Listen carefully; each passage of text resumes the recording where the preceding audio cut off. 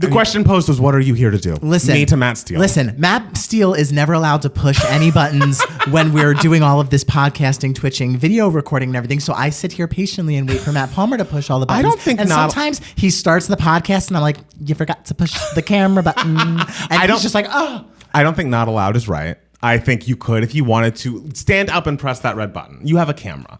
The computer, the podcast. I can't even stand up. I have to stand up. I'm in the same position you my are. My phone is in my lap. I can't stand up. It'll fall. Okay. Well, these sound like excuses to me, and some of us are trying to make content, and sometimes you gotta, make the effort to do so. I'm making content. Yeah? I'm sitting here and looking. I'm the visual of the content. I'm the visual component. Well, I'm a visual component. Do you think I'm a ghost, bitch? I'm also here. But I'm the visual. I don't know what part that of the means. content. Because people are like, yes. I don't think that's right.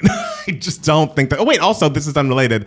Your brother, published author soon. Yes. What can I say? The Steele brothers. Hello. I mean, not soon. It's literally summer of 2023 that his book is coming out. But hey, that's before the Wicked movie, I bet. Probably. So good for him. Shout out to Mike Steele. Doing amazing things. We love that.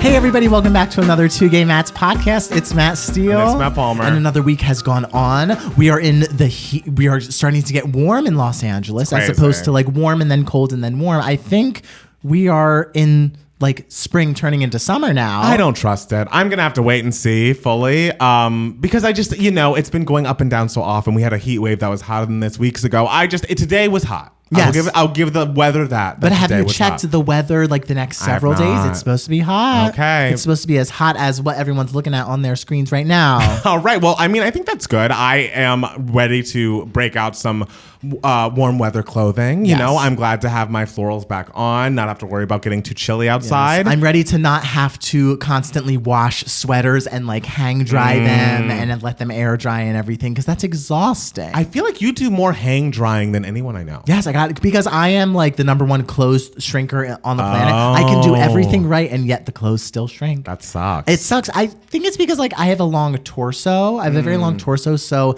no matter what, clothes are always naturally very short on my body. And so even though I'm a small person, they're still sometimes short. So if they shrink the tiniest little bit, I'm screwed. So anything that says try to not put this in the dryer, really I'm won't. Nope. And it's just got wet clothes in my room, air drying for it feels like centuries. We have very different proportions body wise because I have a very short torso. I'm all legs. So that privilege. I don't know that I feel like it's always a grass is greener moment because I'm always I wish I was just more evened out because I feel like if I wear my shirt tucked in, it looks like they're I'm Urkel and they're up to here, Ooh, and that's not the vibe I want. But you know what? It's about self-love, and I've learned to love my long-legged body. I'm sure you look wonderful naked. Oh, thanks. I've never seen it. You haven't, which I think is a solid for two friends who've been friends for 12 years and lived together. We lived together for a decade and never had an accidental I know. Well, because the only time I'm naked is in my bathroom or my bedroom. I don't walk into the living room naked. Right, and we've never shared a bathroom. We've never shared a bathroom. Yes. I hadn't shared a bathroom in years actually before I moved into. I would never share a bathroom anymore. Oh my god. Even if you were moving in with a man. Oh, with a man, with a boyfriend / husband / sugar daddy if they're out there. I love that you're still open to sugar daddies. Hey, these are trying times. The economy, Hey, Netflix knows. Netflix is struggling out there, and so am I. Netflix and I both need a sugar daddy. That's true. Come on, sugar daddy.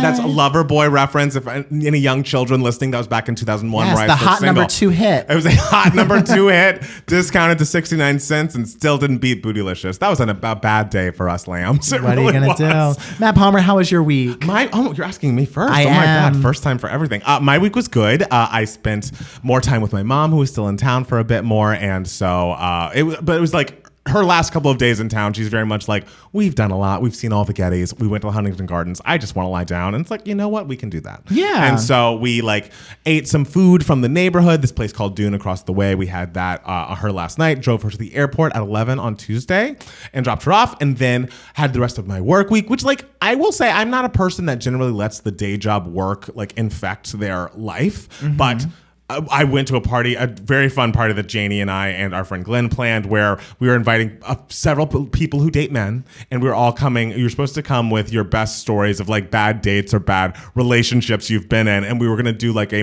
March Madness style bracket where we all vote on who had the worst date or boy that was in their life, and like as it goes on. And so that was really fun. But before I actually got to the party, I was with Jackson. I was like, I'm in a terrible mood.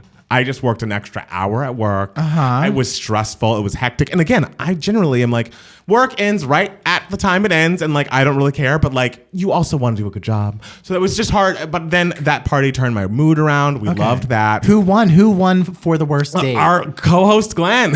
All right, Glenn. I can't give too many details, but she won. She won. I didn't even get into the final four, which I was shocked about. Congratulations. I would think the weekend would have done it. Oh, that was a date. That was a date. Yeah. But anyways, on Saturday, our friend Cam had a house. It was a birthday party at his new place, which was like 9 minutes away from me driving, which was great. So I went to that, saw some friends, then went to Barnesdale Park. Janie has like a park sunset hang, and so we did that. She has that once a month. We did that, and that was lovely. And I came back here, slept, did my laundry today, and you also had live Twitched yourself composing a piece of music. That is true. Which I watched the whole time. That's so nice. Yes, I went on Twitch and recorded a song that I needed to write a second verse for, and it was just a nice kind of fun thing that I don't think.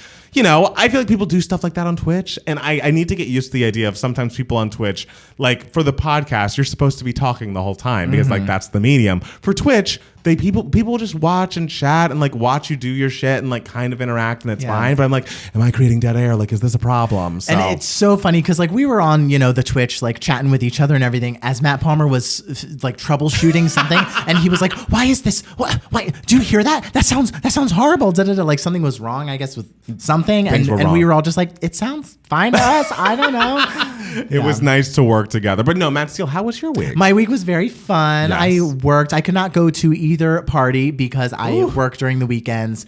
But I'm sad that I missed them. But I did go to a birthday extravaganza for my future new roommate, Travis. Yes. His birthday is in November 11th. And so me and my like other three coworkers, the four of us always kind of like go somewhere for each other's birthdays. Yeah. And we kind of had been putting off Travis's birthday for a while. So we finally got to Travis's birthday. Because of the week. COVID? Because of Omicron or something? No, or just because we're lazy.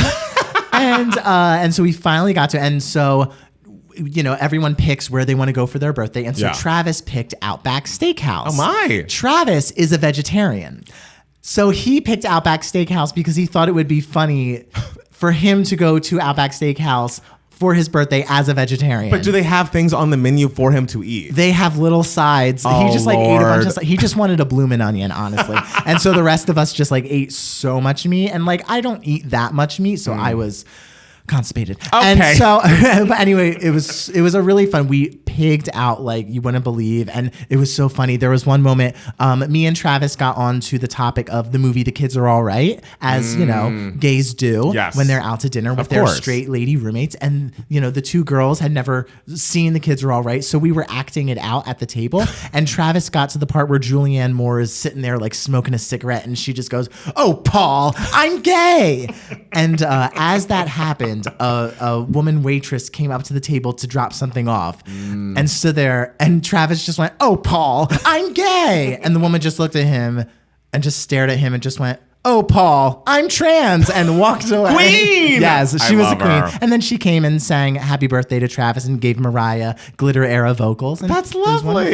wonderful. Oh my gosh, that was a very fun weekend. Yeah, she's very fun. We followed her on Instagram. Her name is She Lavon. She Yes. and Lavon. At first I thought she was saying Sheila Vaughn, and it's like, no, she Lavon. All right. Yeah. Well, So happy very late birthday to Travis as well. I know. I guess if we're doing that. Yeah, and then Thursday you came over, recorded a bunch of 2Gay Matt stuff that we ended up not being able to use because the autofocus on the camera was messing up. Yes. And so we have to re-record some stuff. Hey. So the couch reveal is coming, guys. It is. We have filmed it, and the couch itself looks great. It's just the intro moment that is very blurry. So we'll have the intro. We'll record it after this, probably. Let's be serious. Why not? Well, that's great. So I'm trying to. Should we just dive into the news for idiots? Let's go. I'm ready. Okay, so we have a couple of pieces of news here. Okay. So it was a piece of news compared to news. Just different stories within the news. Less exciting. I mean, I don't think it's less exciting. I think you're mincing words. Okay. Okay? Okay, we'll make it exciting. We're going to make it really good. So I assume we all have heard or seen the video of Lorde singing Rider in the Dark from Melodrama. I think it was actually at her Melodrama tour back in like 2017 or something. And she decides that she wants to just leave the mic on the stand and walk around the stage and sing the song. But since she's doing that, she needs it to be quiet and so that everyone can hear her. But if you're at a concert, if you've ever been to a concert, you want to sing along to the song that you know and have been listening to and all of this. And people start singing along with her and she shushes them. And it's truly the funniest thing you've ever seen. It's so funny. The way she shushes them is so aggressive. She's just like, no. Like you can tell that's her inner monologue going like, shut up, shut the fuck up, shut the fuck up. And I've seen a compilation video of her doing this at different stops, like at different points during Rider in the Dark. And it's just like, it also is so funny in the clip because no shade. I love Lorde. I love Melodrama, as we know. But like, is she giving us 1993 Whitney Houston vocals that you really need to listen to? Absolutely not. Okay.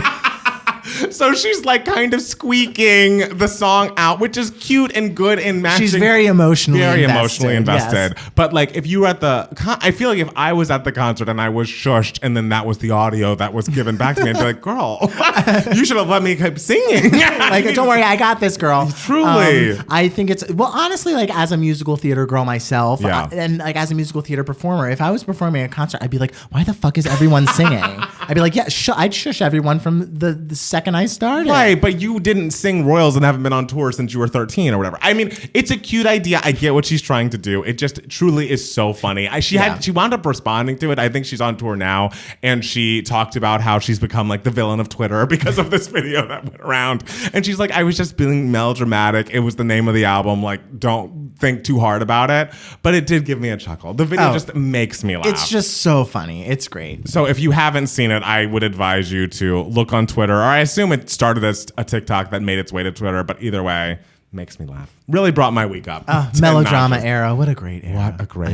I feel like we just always veer into what a great album Melodrama is, but it's still true. So there is some news for Rihanna's baby's father. Mm-hmm. He was reportedly arrested at LAX after flying in on a private jet from Barbados, and he was arrested in connection with a November 2021 shooting, I believe, that someone passed away in. Oh, I didn't know that was I think that's what happened. And it is unfortunate. I believe he's out now. He's posted bail or whatever it is. I hope there's no connection here. I don't know much about A$AP Rocky. I know that he is a very handsome man. I know he told black women not to wear red lipstick, which was fucked up. And I know this. And I know that Rihanna, that he's with Rihanna. I just want good things for Rihanna and Rihanna's baby. And that baby. That baby doesn't deserve to have an A$AP Rocky like causing all these problems for, them and their mother. So I just, I hope everything that should happen happens and that the legal system does something right for once. And I hope that he didn't do this. Yeah. Right? Yeah, no. It's just... He's got a baby on the way. It's like can Rihanna not just have like a lovely, wonderful pregnancy where she's just wearing her skimpy outfits and being like, I'm not buying maternity clothes because I'm going to like serve a look no matter what my body looks like. Like that should be all highs. She's doing everything right. Why the man is always bringing the person down. Let's be serious. Maybe she should try out Pete Davidson. Apparently he's a very lovely boyfriend. He is not available. He's very much with Kim Kardashian. Is that how long? I wish them the best. Of course. I wish them all the best. I hope that they find happiness and last forever. But like if they don't, right? It seems like he's a gentle lover and a kind soul. I don't know if I want that for her. I think we could find someone else. Do you want someone associated with a shooting? I would like someone on Rihanna's level, which is an impossible task. It's true. As Mariah said, fucking nobody. I know. Who is worthy of Rihanna? Fucking nobody. So if nothing else, this child will be beautiful. Thank you, A$AP, for your part in that. And hopefully it comes out that you had no connection to this. Okay. Maybe we can be like the adoptive surrogate fathers of the child. Yes, I'm sure the child will love two gay men. We'll be the live-in nannies. And we'll just scream like, where's your mom's album? Go to your mom and tell her that you want an album. Because we really like that. And I feel like we were just talking about this artist, but Kendrick Lamar announced that he is releasing his new album, Mr. Morale and the Big Steppers, on May 13th. Good. Give it album of the year at the Grammys. Let's Yes, go. honestly, he's deserved it for God knows how long. Anything that gets him the album of the year and gets him to fucking perform at every award show, because it's always the highlight. I haven't listened to because you listened to Damn and you listened to Pimp a Butterfly. Pimp a Butterfly. Yeah. Maybe I should listen in preparation for this new album. Oh, To Pimp a Butterfly is like, oof. Really? That shit's good. Yeah. All right. And Damn is great too, but like To Pimp a Butterfly. That's the one. Yeah. Who did he lose album of the year that year to? I wonder. Taylor, 1989. Well, that's a good album too. I know you don't watch Housewives, but I just have to. This is where I take my break. You don't. So I take Courtney, my, take your break. My water break. No, this is good. You'll be happy to hear this. Real Housewives of Potomac star Ashley Darby, who, if you've listened to me squawk about the show in past seasons, he is the person that pinched the bottoms of the male crew members several years. Like, I think in season 2, it came out in season 4, he was being charged with some sort of crime associated with this.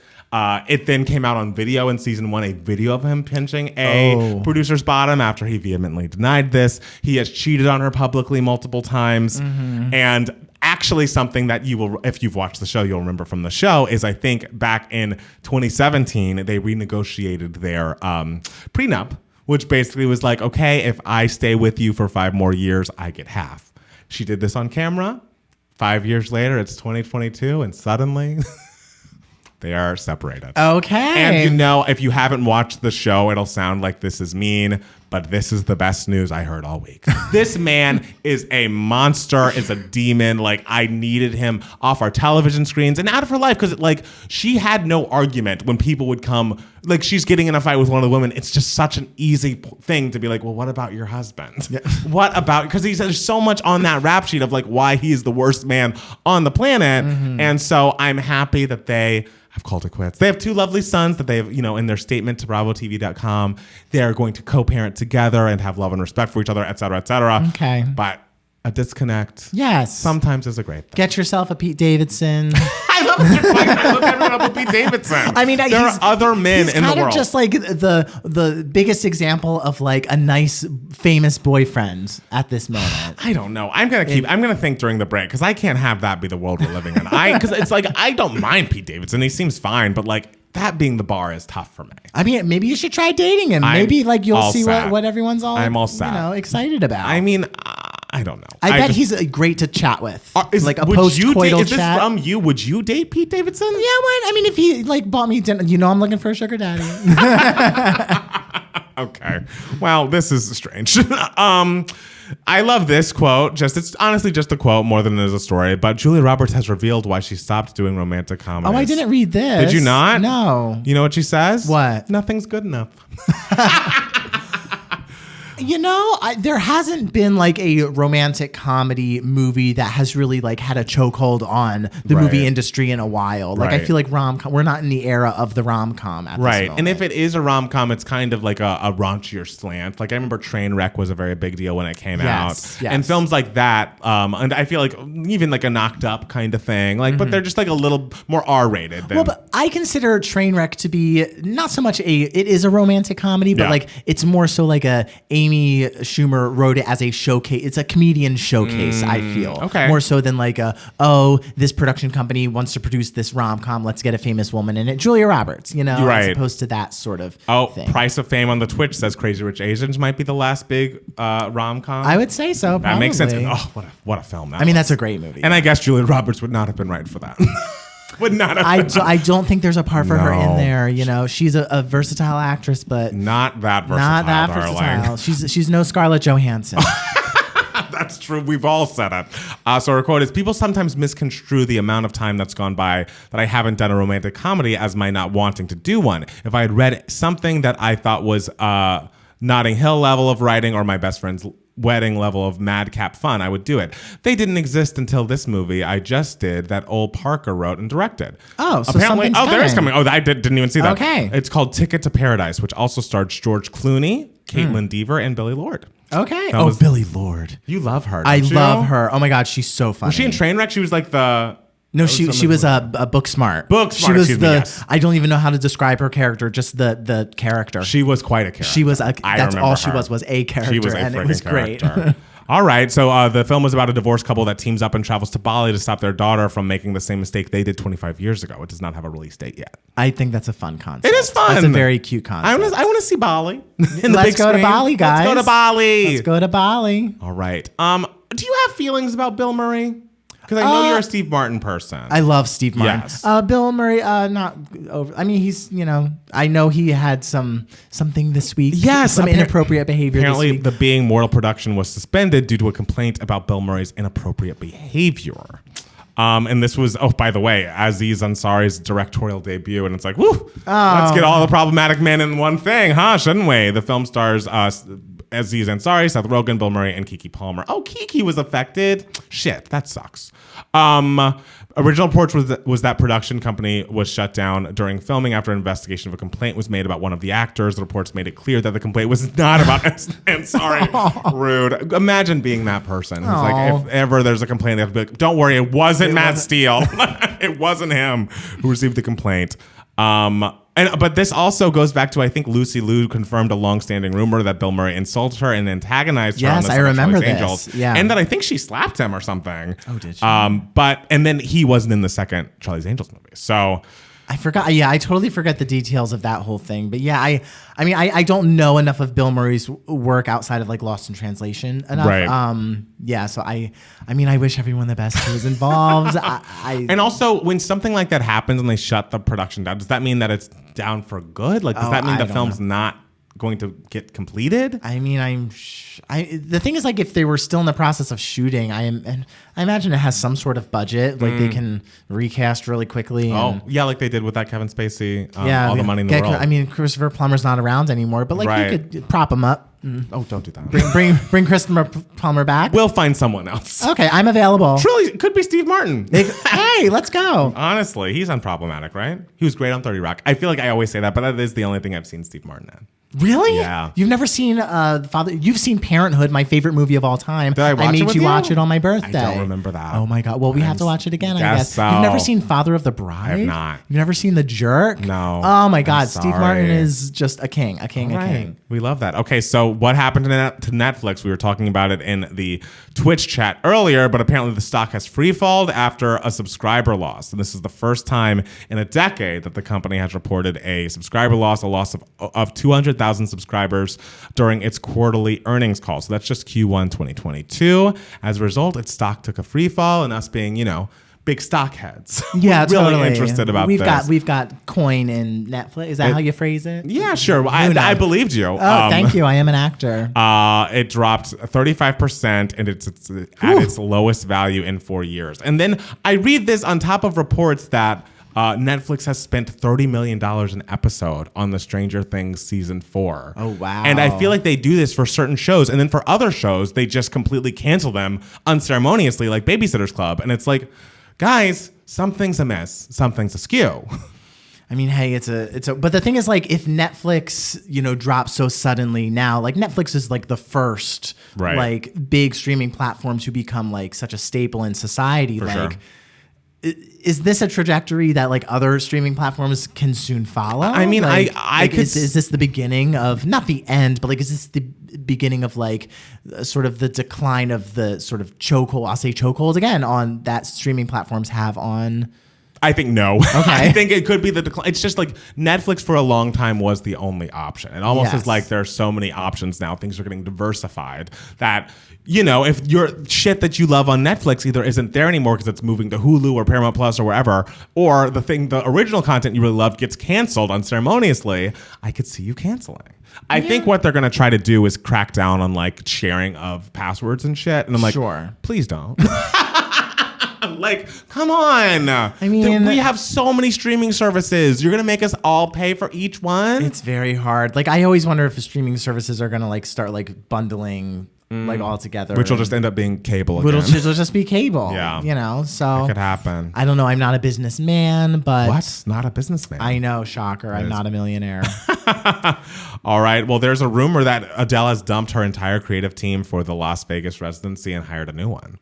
Oh. So I think things, okay, hey, that means a couple of things. That means that maybe there were some head bumping between artist and company. It also means that this thing is really in the works. I don't think she ever announced new dates after she postponed it, which I think is fair because it's like, let's get the new dates solidified before we make an announcement. Yeah. But the rumor that I hear floating about is that it's going to be this summer that it comes back up. But it's like, is that enough time? Yeah, wasn't it supposed to be, because she was doing it in chunks, right?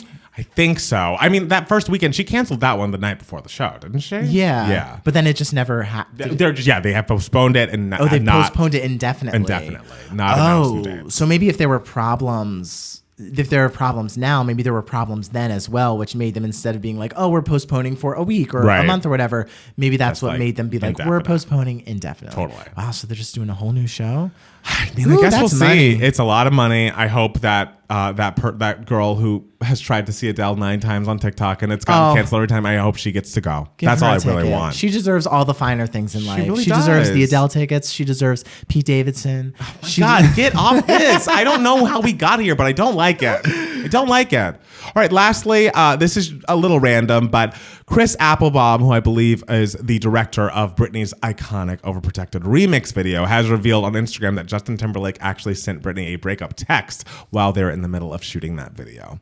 And Britney, of course, continued on and finished the video. And that, to me, is one of her most underrated and most amazing videos of all time. And maybe that fire from that text message breakup she received is what prompted it. Because that dance break is amazing. The limo scene is amazing. Just like obviously the outfits were planned beforehand, but like there's fire in the eyes there, you know? Okay. So also it's just like you could break up at least over the phone. If you're a celebrity and you've been together that long, you knew this girl as a child. We're doing a text message breakup. Yeah, I mean, I'm furious. Of course. Especially because like not only like have you been dating for a long time, right? Like your relationship is so public. Incredibly public. Like you are the most public relationship. You're about to build your whole solo career off of the demise of this relationship. Yeah, so you can at least get her on the phone. Yeah. All right. It's okay. She found happiness. She did. She's pregnant. That's the thing. Am I re-mad about something that happened in 2000 and I don't know, 2? You can be. Yes. Yeah. The answer is yes. It's Absolutely, true. we are. We are. We are mad forever. We are gays and we are mad for our girls forever. We hold grudges over our girls. Absolutely. Oh my God. Of course. Absolutely. There are people we will never forgive. Never. So is there any other news for idiots that I might have missed this week? I don't think so. You don't think so? Okay, well, let's take a quick break and then we'll be back with more 2 Gay Mats, the podcast. Now they've been pushed. Okay, now all the buttons have been pushed. I thought they were all pushed before, but they weren't because, Matt Palmer needs to learn how to do his job. I'd like it to be pointed out that everyone is against you in the Pete Davidson of it all in the chat. Wow. And so I want this to be noted that they may have been against me for shortbread, but shortbread's less upsetting than Pete Davidson. Well, fine. I'm going rogue. Great. I'm going to be pushing my own buttons from now on. And I will be doing my own email my hearts from now on, which is the section of the podcast where we are now at. You can be a part of Email My Heart if you email us at 2gaymats@gmail.com, 2 spelled TWO, or you can comment on this YouTube video if you are watching this podcast on YouTube, or if, like this week, there's only one question that we got, you can join us on Twitch live every Sunday night at 6:30 p.m. Pacific time and maybe ask a question there. We got some of those because we were like, hey guys, we only got one Email My Heart. So the email that we got was from Durga, our good friend. Says 2 words, Mats. 2 words, Killing Eve. I'm absolutely obsessed with it. It's incisive and captivating. Oh. And Villanelle is so wholly fascinating. Have you seen it? And if so, what did you guys think? I also saw Coda and The Morning Show recently, and I was completely blown away by both. I feel like all of these projects are just testaments to the amazing pieces of television/films that get created when you give women in Hollywood resources and a real shot. Did you have any shows or movies that you saw that blew you away in a similar fashion? So I guess meaning things that are directed by or show ran by women. XO Durga. P.S. I was listening to last week's pod, obviously, and found out Matt Palmer's first name is Daryl. You look like such a Matt, though. That is true, and I agree. I don't feel like a Daryl, and that's why we're 2 Gay Mats. I mean, like, if I knew you as a Daryl from day one, I would be like, no, you're a Daryl. But, like, that's how these things work. It's true. We met him as a Matt. He will therefore die as a Matt in our hearts. I can't wait to die in your hearts. Well, hey, when I go rogue and you flop, when you go under like Netflix. I don't foresee going under like Netflix. But again, do you have an answer to the question? You've seen the pilot of Killing Eve. I have yes? seen the pilot of Yes. Killing Eve. Okay. Yes. And I remember really liking it a lot. I remember, well, obviously Sandra Oh is amazing and everything, but what's the leading girl's name? The blonde I don't girl. know that. Oh God, she was in The Last Duel. Just talk about her. I'll look it up. She's utterly fantastic. And I remember, like with all TV shows where I see the pilot, because my friends sit me down and make me watch the pilot, they're like... Jodie Comer. Jodie Comer, brilliant. Amazing performance in that pilot. But like all pilots that I see, because my friends sit me down and are like, watch this pilot. I love it. And I'm like, yes, I should watch this. And then I don't.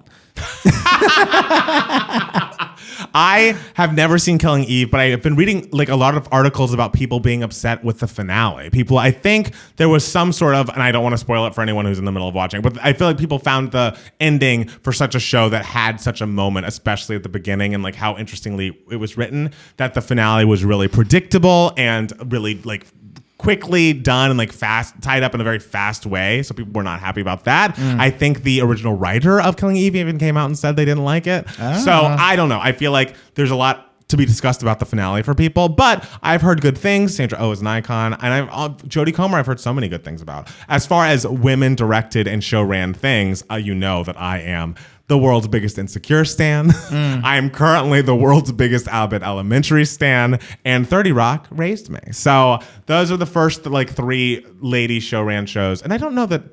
Well, created. I know that Issa Rae created the show, and Quinta created her show.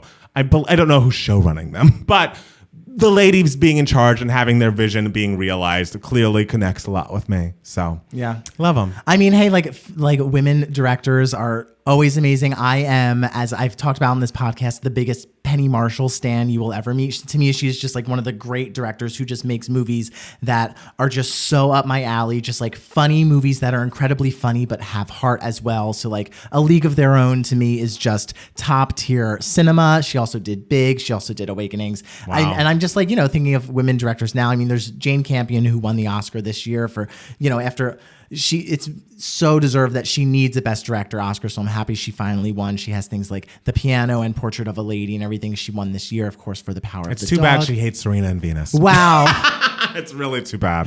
I mean, like this year you also have Greta Gerwig. I mean, Lady Bird is just fantastic. And her Little Women is just so beautiful. I like tear up whenever I think about her Little Women. My gosh. You need to see her Little Women. It's amazing. Obviously, there's, the Ava DuVernays with Selma and everything, the Catherine Bigelow's.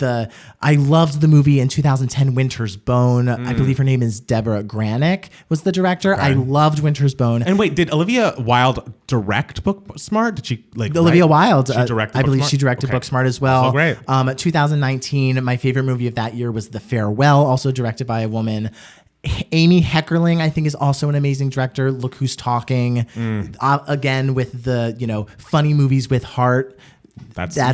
that. She also directed Clueless, which when I was younger, I would watch Clueless and be like, oh, I love this. This is great and everything. But then right before Devo started, Ryan, the director, and I, we, sat down and watched just a ton of teen movies, like teen comedies. And we watched Clueless. And this was my first time watching Clueless with like a director's eye kind of, and seeing the shots and everything, and just watching Clueless. It is so well directed. Wow. Like brilliant. I need to rewatch. All the characters. Like an amazing thing about Clueless is like there are characters that literally have maybe like 10 lines total, but because they're like everywhere throughout the movie and their presence is so specific and their characters are so fleshed out and everything, you feel like they have a bigger parts than they do. Wow. Like the character of Amber, the redhead villain, she has no lines in that movie. Really? But yet, like, her outfits and her performance and the edits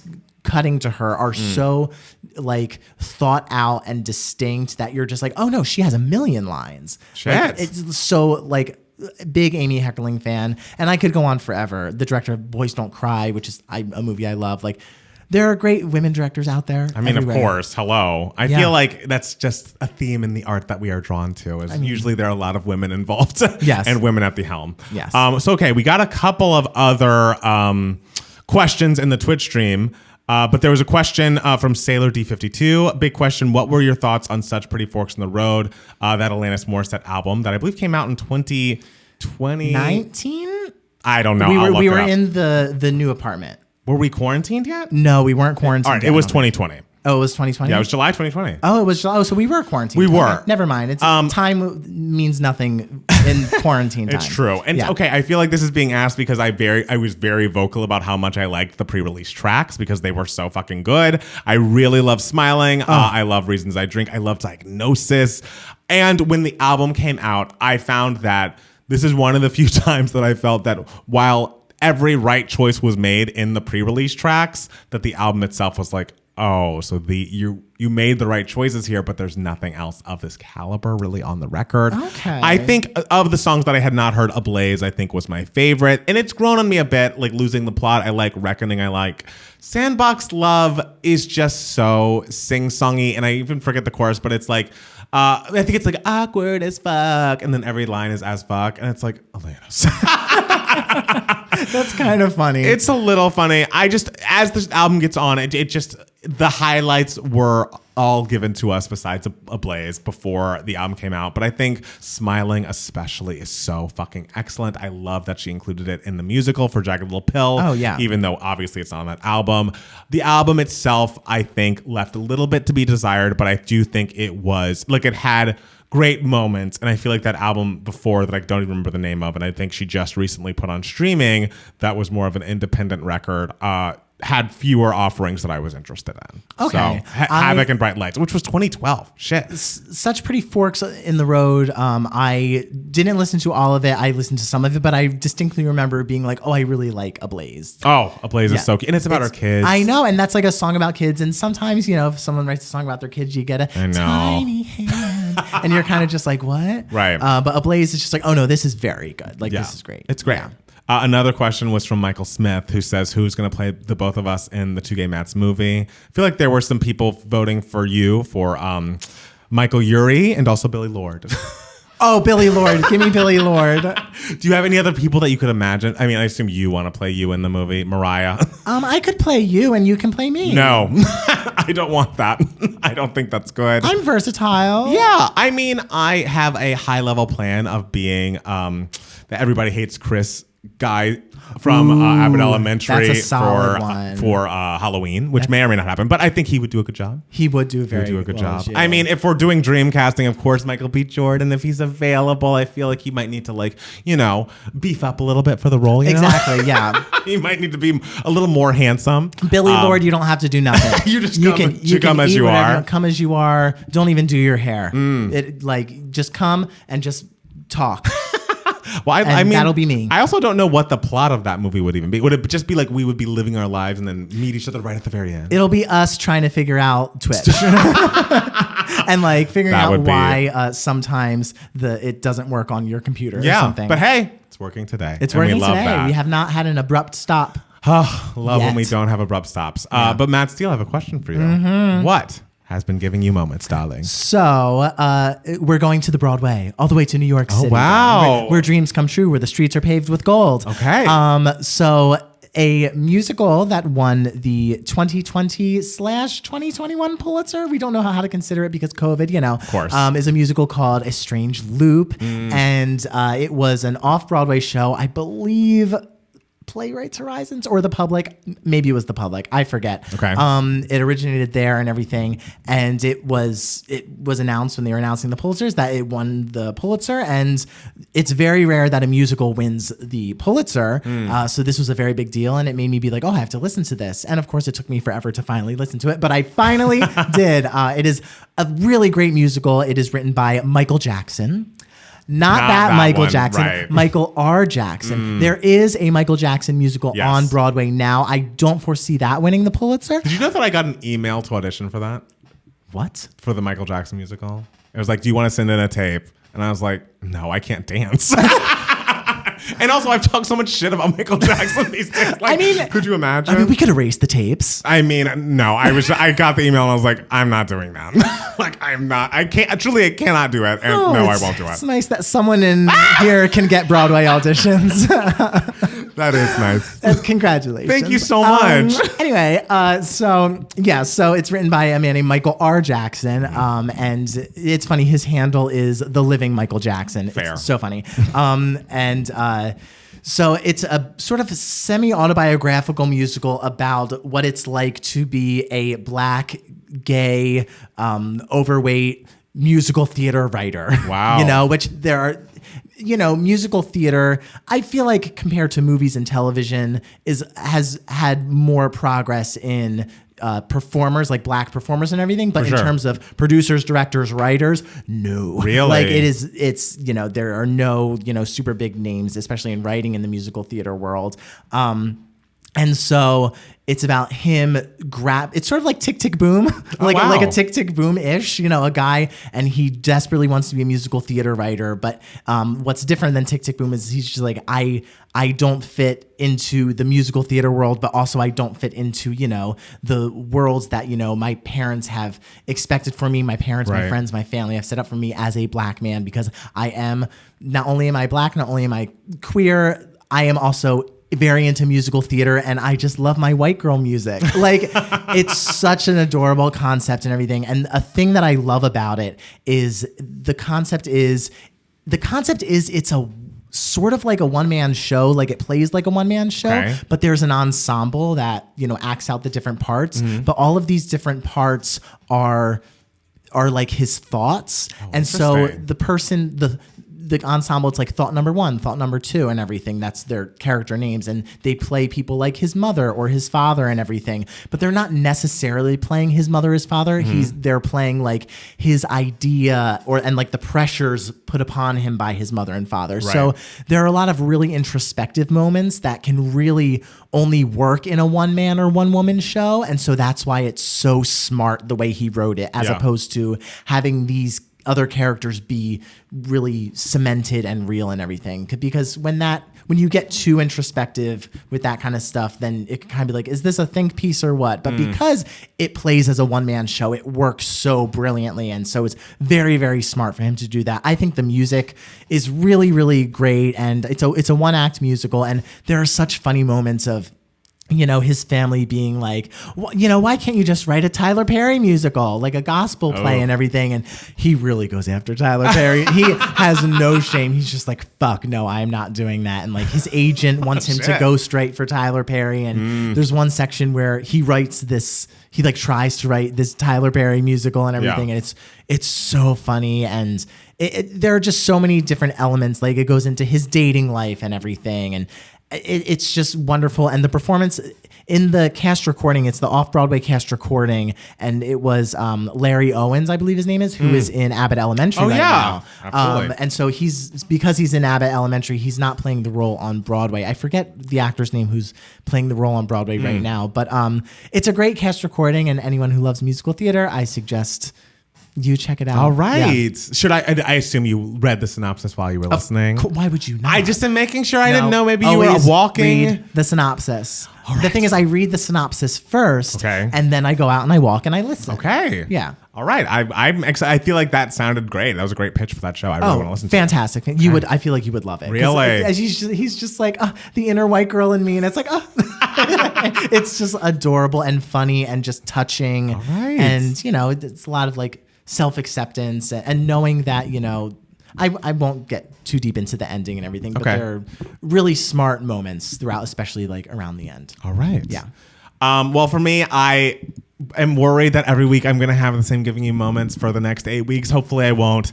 But this week, The Real World New Orleans Homecoming premiered, and I must tell you, it is the most brilliant piece of television I've ever watched. Is it my nostalgia talking? Are we just saying I loved the original, and of course I love the new version? That's your nostalgia. That's just your nostalgia, you gotta say.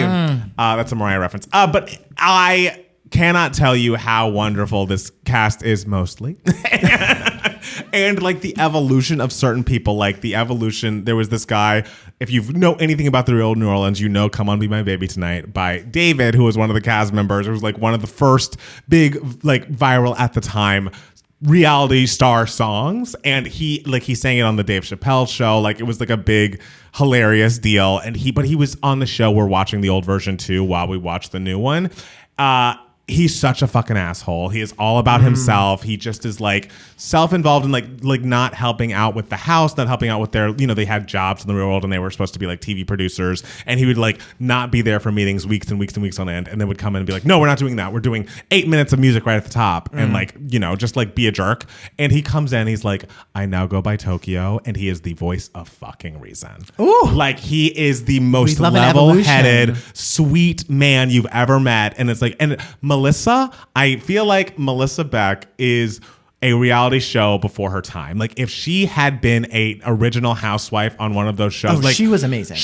It has some of the best confessionals and like just the quickest. And the thing is, she's not just funny in the confessionals. She's funny in the scenes with all the cast. She's quick. She's kind. She's funny. She's like lets her emotions be known without being rude. And I just think she's an absolute star. And I hope this leads for some more entertainment stuff for her. I think she has a podcast called Imperfect Strangers that I need to listen to. But I just can't imagine her not being a reality star. Like the fact that they were as famous as they were. And like I've been reading, of course, all the interviews that she and Danny have been going around doing. And they're like, yeah, we were super famous. Everyone knew who we were, and we were broke. That's because there was no trajectory. There was no Instagram. You couldn't be like, okay, I'm building my brand. I'm going to be selling shit on Instagram next week now that everyone knows my name. Everyone just knew you and would interrupt your dinners, and you had no money. Yeah. And you're like, this is the one time I can go out this month, guys. Exactly. It's just sad. It's just crazy. Don't bother us. She brought so much love and joy to us. Like, and she's still doing it on the show. She's as great as she ever was.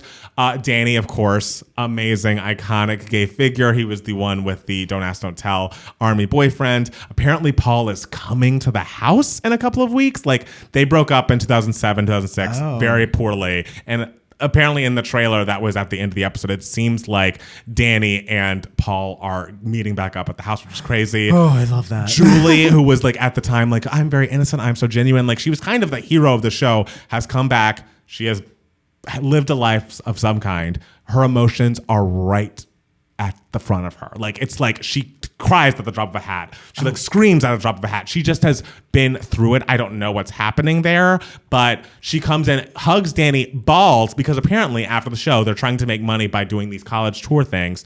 And we knew that she had kind of fucked with Melissa, emailing other colleges, being like, hey, don't hire her because of this. We saw that that intro episode of Battle of the Sexes, the challenge. Absolutely, we did. But then what we didn't know is they were like mentoring high school kids, Julie and Danny, and for whatever reason, she wanted all the money for herself, even though they were doing it together. She wrote, or one of her people wrote an email basically calling him a like horrible homosexual who like implying, I don't know. It was, to me, it felt like child molester implications. Oh. And she's ready to own up for that. But like, that's not something I forgive fucking ever. Oh my God. Like that is a cut off for good. Like you don't. We are not friends. We will never be friends. And it's just like, and she's already like, oh, everyone's being so mean to me. And David is so kindly like, hey, whether it was you or an agent or manager, it was coming from you, and you have to take accountability and apologize for it. And that was like the end of the first episode, but like from everything you see in the preview and from everything that happened, like the fact that I looked into it. They're not following her on Instagram. They don't talk about her in interviews unless asked.